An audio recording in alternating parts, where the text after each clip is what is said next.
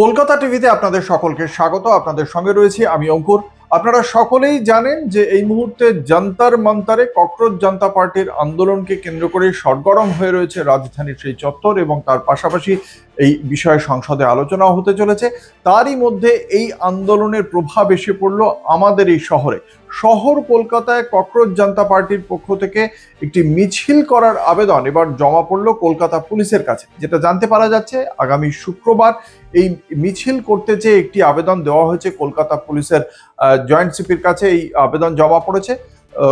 College street থেকে রানী রাসমণি পর্যন্ত বিকেল 4টের সময় এই মিছিল করার জন্য কলকাতা পুলিশের কাছে অনুমতি চাওয়া হয়েছে ককরোচ জনতা পার্টির পক্ষ থেকে। এই মিছিলে প্রায় 1,500 মানুষ থাকতে পারেন বলেও জানানো হয়েছে সংগঠনের পক্ষ থেকে।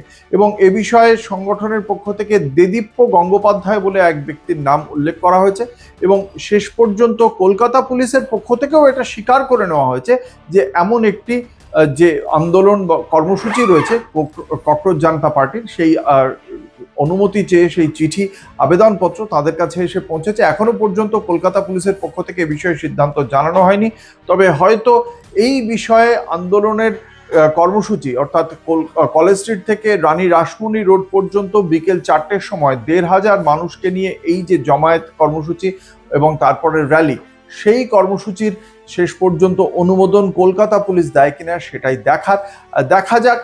ককরোচ জনতা পার্টির দিল্লি থেকে গোটা দেশে ছড়িয়ে পড়ার যে আবেদন ছিল, এবং সেই দিক থেকে কলকাতায় যে একটা 1,500 মানুষের জনতা একটা জমায়েত যে তারা করতে চাইছে, সেটাই অত্যন্ত গুরুত্বপূর্ণ এই সংগঠনের ক্ষেত্রে। দেখা যাক শেষ পর্যন্ত কি হয়, এবং সেই আপডেট দেখার জন্য আপনাদের তাকিয়ে থাকতে হবে কলকাতা টিভির পর্দায় রাত দিন 7 দিন।